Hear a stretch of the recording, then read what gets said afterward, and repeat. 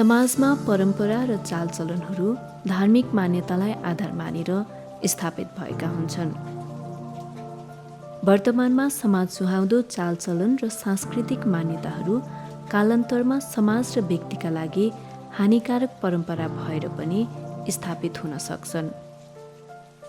हाम्रो समाजमा धर्म संस्कृतिलाई आधार मानेर थुप्रै परम्परागत हानिकारक अभ्यासहरू कायम रहेका छन्। राज्यले नै 20 वर्षभन्दा कम उमेरको विवाह र दाइजो लिने कामलाई गैर कानुनी घोषणा गरिसकेको भए पनि नेपालका ग्रामीण क्षेत्रहरूमा बाल विवाह र दाइजो प्रथा कायमै रहेको छ। समूह में सिखावे छी कि 20 बरस 21 में शादी करू, तो वही चलते हमने सबके समूह के सबके सिखैली कि इतना उम्र में न करे के शादी। तो ऐसे हमरा सबके पड़ोसियों सबके सिखैली न करे के। बाल विवाह उच्च रहेको देशमध्ये नेपाल पनि एक हो।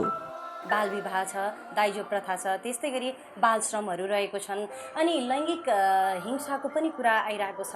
त्यस्तै गरी लैङ्गिक समानताको कुराहरू यसलाई पनि न्यूनीकरण हुनको लागि व्यवहारमा हामी शब्दको रूपमा चाहिँ परिचित छौँ, तर व्यावहारिक रूपमा अझै पनि यसमा चाहिँ कार्यान्वयनमा आउन नसकेको अवस्थाले गर्दाखेरि चाहिँ हामी सबैजना चाहिँ लागेर गर्नुपर्ने यो जुन पहल भएको छ यो चाहिँ मलाई एकदमै राम्रो लागिरहेको छ। दक्षिण एसियामा भारत र बङ्गलादेशपछि नेपाल तेस्रो स्थानमा पर्दछ। बालबालिकाको समग्र विकासमा बाल विवाह लगायतका हानिकारक अभ्यासहरूले बाधा गरिरहेको छ। नेपालमा 10 जना बालकहरूमध्ये 1 जना बालकको 18 वर्ष पुग्नु अघि नै विवाह हुन्छ भने 37% बालिकाहरू अझै बाल विवाह गर्न बाध्य छन्। बाल विवाह करा दै छै काँच उमेर में, तो कथी कहै छै पाटे घर के समस्या हो जाए छै, बच्चादानी के समस्या हो जाए छै, कथी शरीर के समस्या हो जाए छै, बहुत दुख बीमारी के ओइमे प्रयोग हो जाए छै। वही के लागी 20 बरस ठकै 20 बरस में शादी करू तो बच्चा के उमेर में आ देह में शरीर में कुछ न दुख होता। बाल विवाह, लैङ्गिक विभेद, दाइजो प्रथा लगायतका कुरीतिहरू नेपाली समाजमा जरो गाडेर बसिरहेको छ। 2065 सालमा स्थापना भएको महिला हिंसा विरुद्ध अन्तर्धार्मिक राष्ट्रिय सञ्जालले समाजमा कायमै रहेका परम्परागत हानिकारक अभ्यासहरू जस्तै बाल विवाह र दाइजो प्रथा न्यूनीकरणका लागि धार्मिक अगुवाहरू मार्फत नै विभिन्न क्रियाकलापहरू गर्दै आएको छ। इस जगह करीब 6 या 7 शादियाँ इस तरह से हुई है जिसमें उम्र का भी ख्याल किया गया। निरन नेपाल की तरफ से कि उम्र 20 साल हो, उम्र का ख्याल हुआ। निरन नेपाल की तरफ से कि उसमें दहेज का मामला न हो, बेटा वाला बेटी वालों से मांग न करे, और ख़ुद हमारी शरीयत के मुताबिक भी कि बेटा वाला बेटी वाले से मांग न करे, बेटी वालों पे बोझ न बने।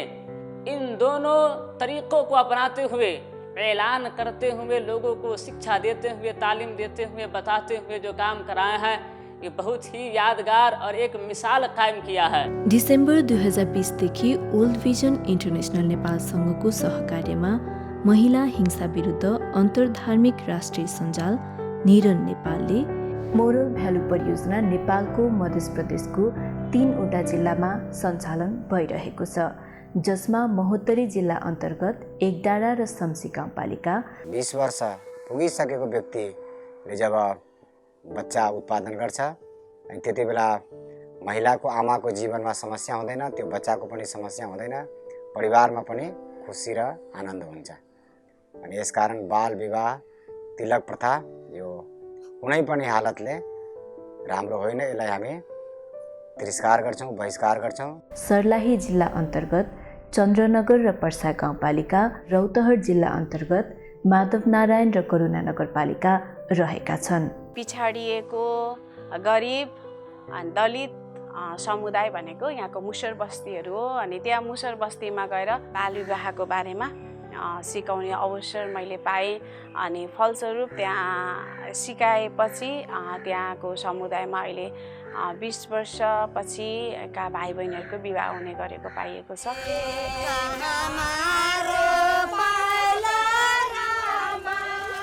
परियोजना अन्तर्गत धार्मिक अगुवाहरूको क्षमता विकास, स्थानीय सरकार, बालबालिका र धार्मिक अगुवा बीच संवाद कार्यक्रम, परम्परागत हानिकारक अभ्यासहरू विरुद्ध धार्मिक अगुवाहरू परिचालन, सञ्जाल गठन लगायतका क्रियाकलाप हुँदै आइरहेको छ।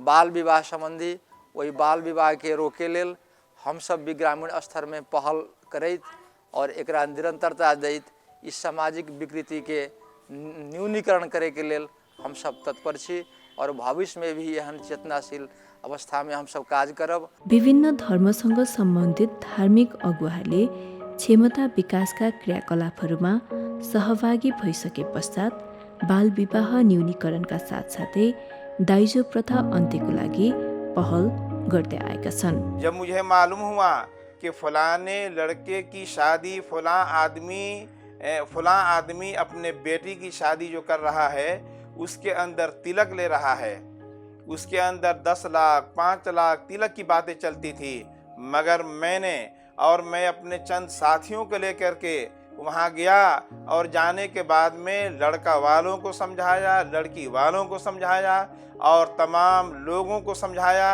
अल्हम्दुलिल्लाह उन तमाम लोगों ने हमारी बात को माना और ये जो बात मैंने किया है ये नीरन नेपाल के प्लेटफार्म से किया है और वो लोग जो बिल्कुल तिलक लेने पर तुले हुए थे जब उनको समझाया गया कुरान और अहादीस की रोशनी में और नीरन नेपाल के दस्तूर के रोशनी में उन तमाम लोगों ने बात को माना और 7 आदमियों ने तिलक अपने लड़कों की शादी में लेने से इज्तनाब किया और रुक गए और वो लोग जो है तिलक नहीं लिया।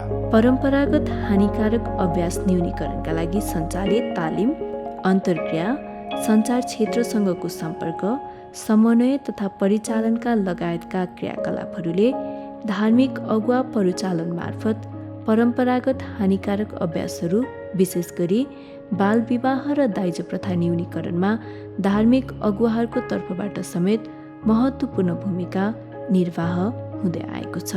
तालिम प्राप्त करके अयलन तो यही दुर्गा भगवती के प्रांगण में ई ब्राह्मण लोग के बजा के तालीम दिलन। वो तालीम में ये कहलन जे हमरा सबके आई से जे है से बाल विवाह गांव में हो ही देवे के न है, 20 वर्ष के बाद के ही बच्चा के शादी विवाह होए के पड़लै और दहेज प्रथा उन्मूलन करे के है। हाँ, वही हिसाब से हम सब जहाँ कहीं भी जाई छी, हाँ, तो जगह जगह जे है से वही हिसाब से हम सब बियाह शादी करबै छी। विभिन्न धर्मका धार्मिक अगुवाहरू एउटै स्थानमा बसेर सामाजिक परिवर्तनका विषयमा अन्तर्क्रिया तथा छलफल गर्दा धार्मिक सद्भाव समेत बढावा भइरहेको छ। दहेज मुक्त समाज बना सकते हैं, इसी तरह से बाल विवाह को कैसे रोक सकते हैं और अन्य किस्म की जो समाज में जो है गलत रीति रिवाज है उसको कैसे ख़त्म कर सकते हैं। तो उसके लिए नीरन नेपाल ने मौलाना, पंडित, पास्टर इस तरह से जो है गांव घर के गण्यमान व्यक्ति, मेयर, वार्ड अध्यक्ष सबों को बुला कर जगह बजगह जो है कहते हैं वो अपनी तरफ से जो है लोगों को समझाए बुझाए, हर एक को जो है मतलब तालीम दिया है, इस तरीके से काम कर रही है। स्थानीय सरकारका तर्फबाट कार्यक्रमलाई सकारात्मक रूपमा लिएर सहकार्य र सहयोग हुँदै आएको छ। नीरन नेपाल संस्थासँग हाम्रो सहकार्य जारी छ र भविष्यमा पनि हामी सँगै मिलेर र यो गौरनगर क्षेत्रभित्रका यो जुन बाल विवाह जुन एउटा सामाजिक अपराध पनि हो, कानुनी रूपमा पनि एउटा अपराध हो र नेपालको कानुनले पनि यसलाई अपराधको श्रेणीमा राखेको छ र यो एकदम जरुरी हो, महत्त्वपूर्ण हो र यसका लागि यो जुन नीरन नेपाल संस्थाको एउटा प्रयास छ त्यो एकदमै सराहनीय छ। स्थानीय सरकारसँगको प्रत्यक्ष सहकार्यमा गरिने क्रियाकलापहरूका कारण धार्मिक अगुवा र स्थानीय सरकारका तर्फबाट कार्यक्रमप्रतिको अपनत्व समेत बढेको देखिन्छ। एउटा गोष्ठी गरिएको थियो, त्यसमा विभिन्न जात जातिका धार्मिक गुरुहरूलाई बोलाएर कार्यक्रम गरिएको थियो र त्यसको उद्देश्य चाहिँ भन्ने बाल विवाह रोक्ने, दहेज प्रथा रोक्ने र यो अन्य महिला सम्बन्धी हिंसा सम्बन्धी कार्यहरूलाई रोक्नेको लागि जुन छलफल भएको थियो साह्रै राम्रो लाभदायक भएको थियो। र त्यस्तै हाम्रो गाउँपालिका कार्यालय पनि यो बाल विवाह रोक्नको लागि एउटा हाम्रो कार्यविधि नै बनाएका छौँ। शिक्षित बेटी बालिक पुतो अभियान हामीले के गरेका छौँ भने हाम्रो यो गाउँपालिकामा रहेको नेपाल बङ्गलादेश ब्याङ्कमा जसको घरमा छोरी जन्मिन्छ उसले 20 वर्षीय खाता खोल्नुपर्छ र जसले खाता खोल्नुपर्छ र एउटा रुख पनि रोप्नुपर्छ।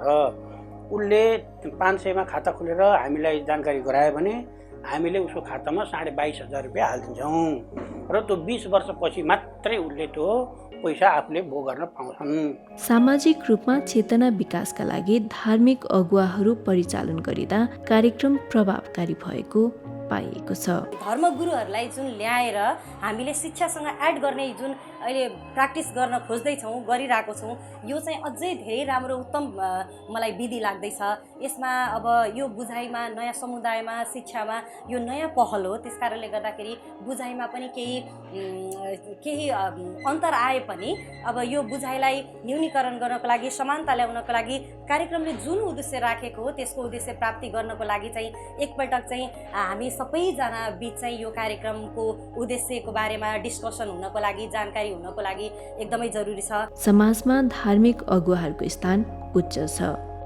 धार्मिक अगुवाहरूलाई सामाजिक चेतना विकासको काममा समेत परिचालन गर्दा समाजमा व्याप्त परम्परागत हानिकारक अभ्यास न्यूनीकरणका लागि गरिने कार्य प्रभावकारी भइरहेको छ। जैसे हम सब एक कार्यक्रम में जो तालीम सब हो रहा है, वो तालीम सब लेके जाके सलीमुन खातून है ओकर बेटी के बाल विवाह होए वाला अवस्था हम सब जब बैठली हम सब अपना कार्यक्रम से बैठल रही तो वो बैठक में बात भेले कि उनकर बेटी के बियाह के बात चल रहा है, ओकरा केना होते कह के पर हम सब छलफल करे के पड़ल। ऊपर हम सब बैठ के समूह में छलफल कैली। छलफल के बाद में उनकर बेटी मदरसा में पढ़त रही और पढ़ाई छोड़ा के 16-17 बरस में बियाह करे के तरखर में रहे। जब हम सब समूह में बैठ के एक बारे में छलफल कैली, बाल विवाह के असर सब के बारे में हम सब बात कैली, तो उनका बीच में धीरे धीरे परिवर्तन आल। 2-3 बार के मीटिंग के बाद में वो अपन विवाह करे के निर्णय फिरता ले लेलन और फिर वो अपना बेटी के आगे पढ़े के लिए वही मदरसा से फिर पढ़ा रहा।